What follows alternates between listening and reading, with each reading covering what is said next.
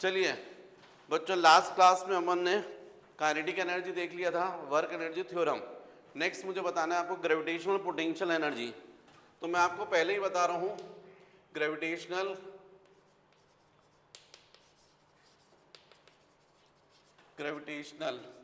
Potential energy.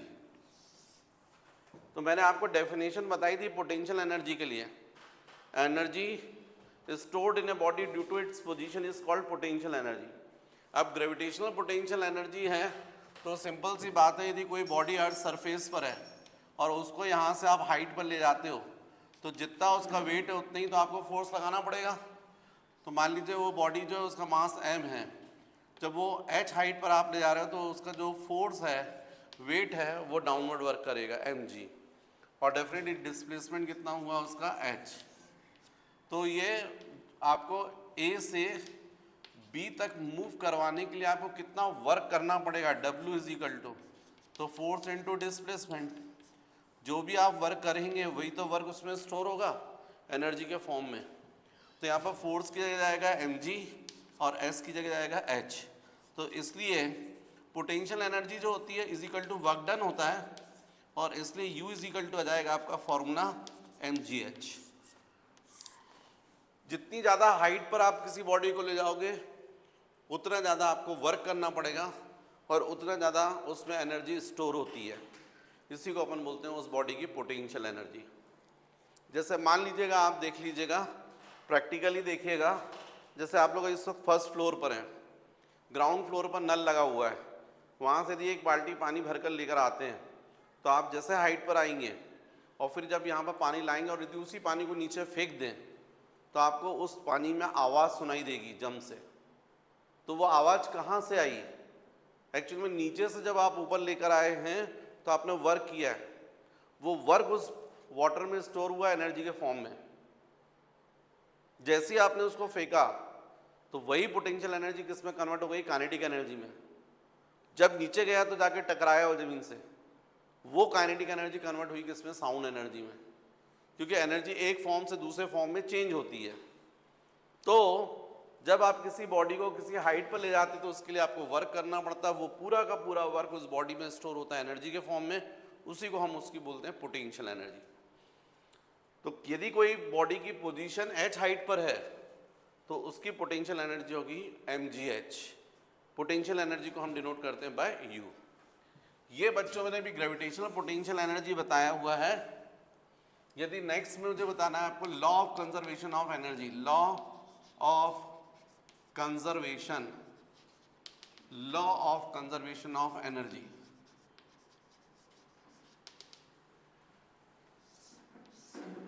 तो what is law of conservation of energy?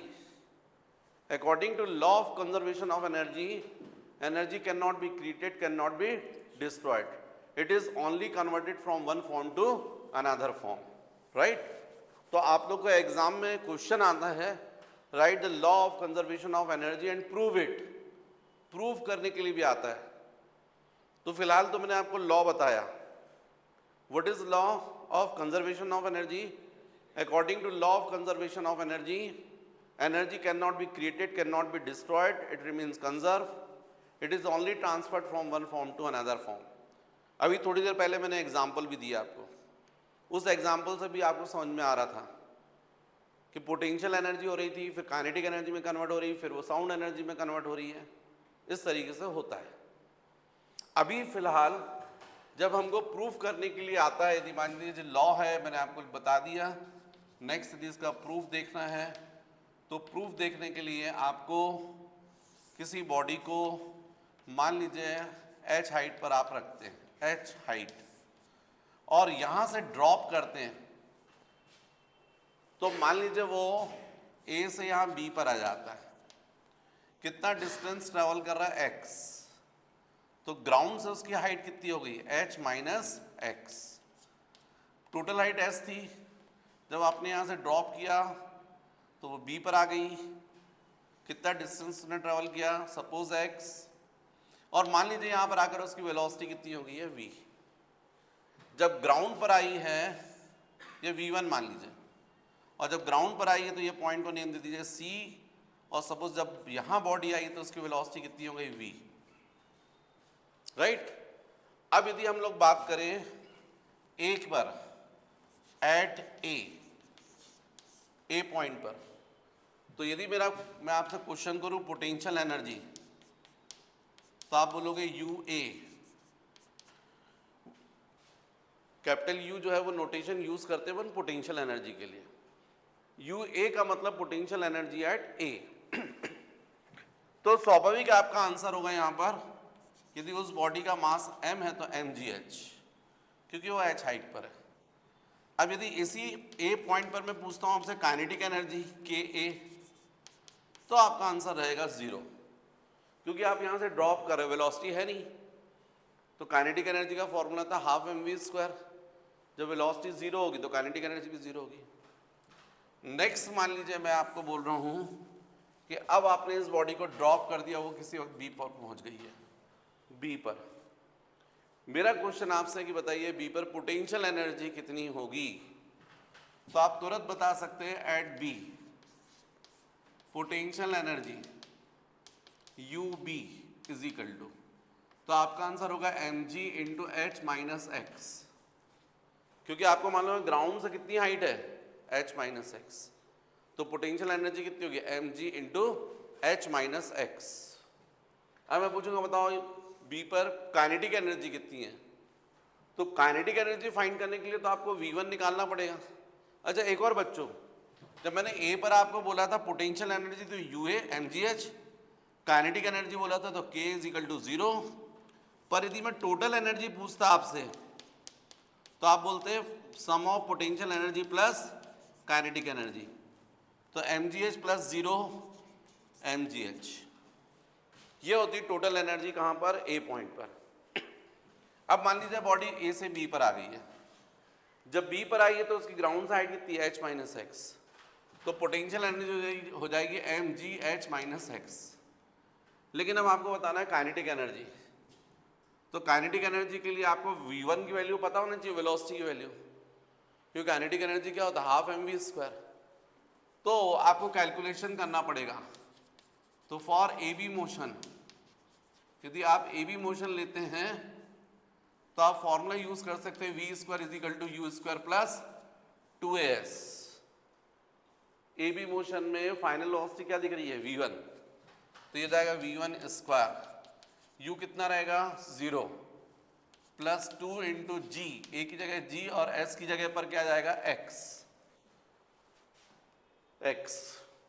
अब यदि आपसे मैं पूछूंगा काइनेटिक एनर्जी, तो आप इजीली बता सकते हो काइनेटिक एनर्जी के बी, तो आप बोलोगे हाफ m इंटू v1², या K B is equal to half m into v1² की जगह जाएगा आपका 2gx, 2 कैंसिल हो जाएगा, तो काइनेटिक एनर्जी जाएगी mgx। तो आपके सामने है, ये थी पोटेंशियल एनर्जी बी पॉइंट पर, यह है काइनेटिक एनर्जी बी पॉइंट पर। अब यदि मैं बोलता हूं टोटल एनर्जी एट सी, तो आप बोलोगे बी, तो आप बोलोगे potential energy at B plus kinetic energy at B. अब पोटेंशियल एनर्जी कितनी है mgh माइनस एक्स, और काइनेटिक एनर्जी कितनी है mgx। यदि इसको सॉल्व करते हो आप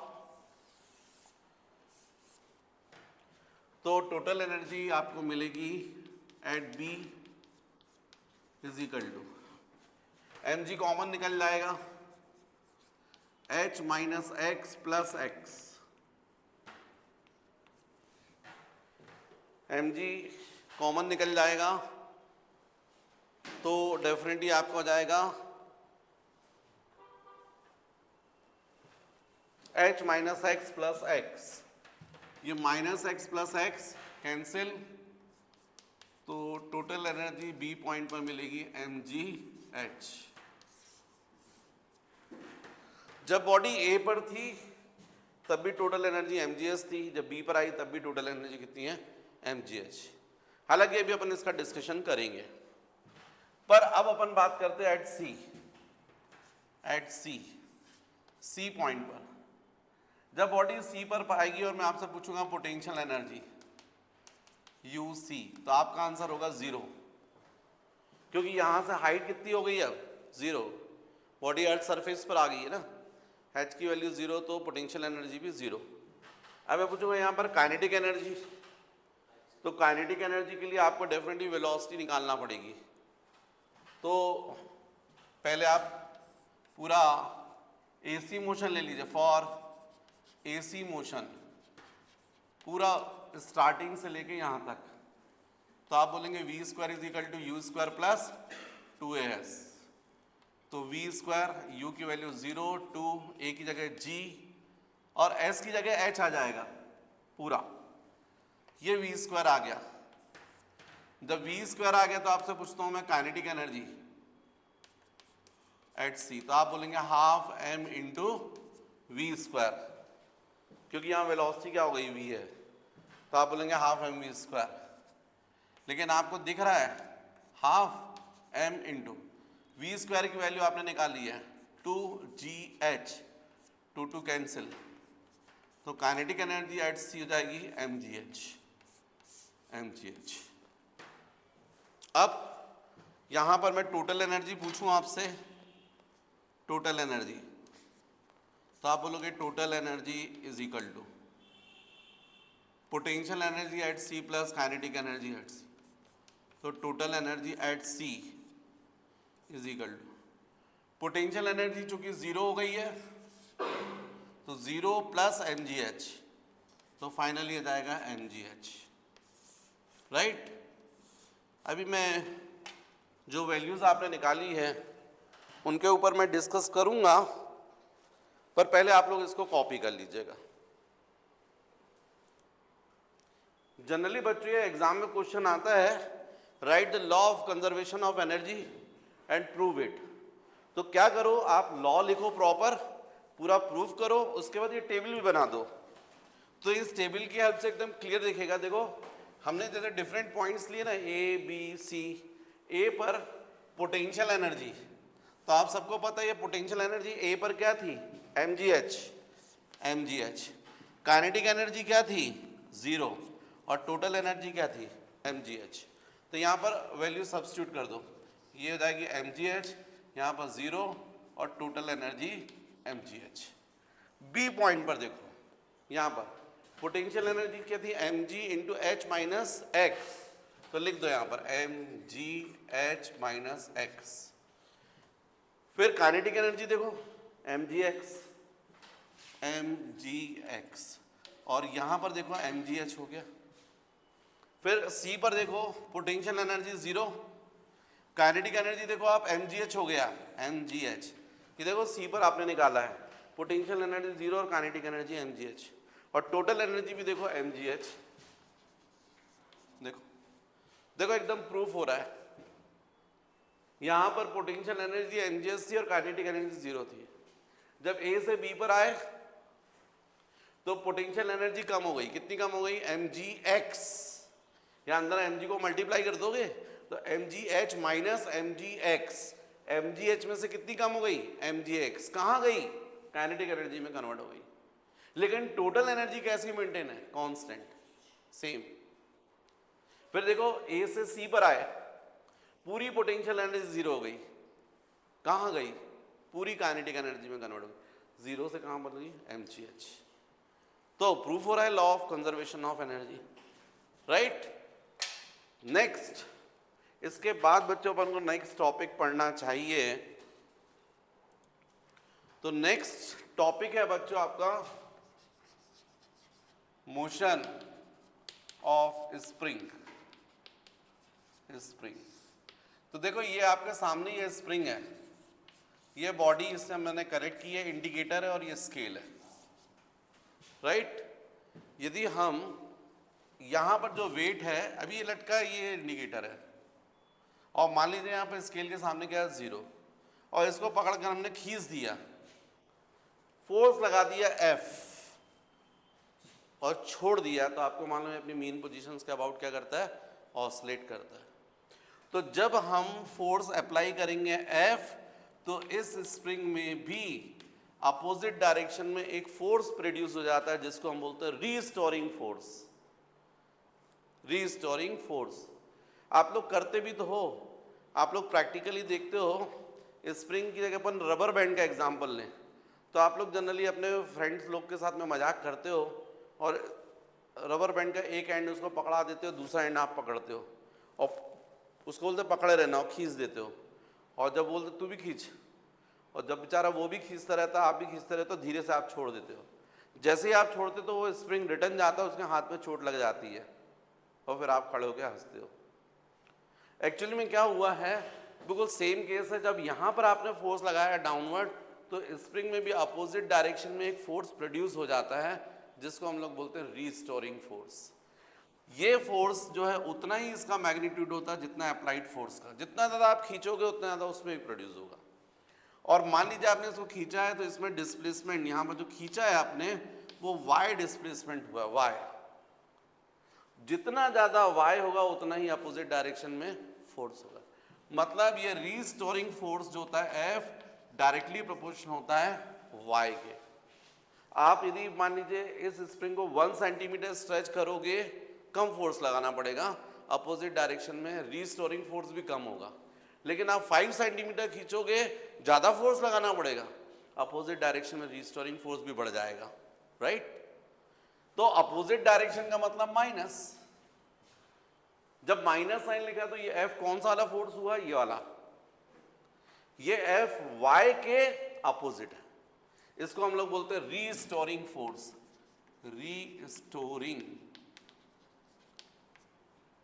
रीस्टोरिंग फोर्स और वाई डिस्प्लेसमेंट, मतलब एफ इज इक्वल टू यदि आप करो तो माइनस के इंटू वाई हो जाएगा। यहां बच्चों जो के है उसको हम लोग बोलते हैं स्प्रिंग कांस्टेंट, स्प्रिंग कांस्टेंट और फोर्स कांस्टेंट। फोर्स कांस्टेंट आप डेफिनेशन दे सकते हो, K is equal to F upon Y, cross multiply करोगे। माइनस साइन को निगलेक्ट कर दीजिए क्योंकि माइनस टू डायरेक्शन बता रहा है ना। अब यदि आपको के को डिफाइन करना है तो y की वैल्यू 1 कर दीजिए तो k is equal to F हो जाएगा, डेफिनेशन बन जाएगी। स्प्रिंग कांस्टेंट इक्वल होता है फोर्स के। कौन सा फोर्स, जो स्प्रिंग को कितना 1 सेंटीमीटर डिफॉर्म कर दे, स्ट्रेच कर दे। Spring constant of a spring is equal to that amount of force which is required for stretching unit of spring, unit value of spring, right.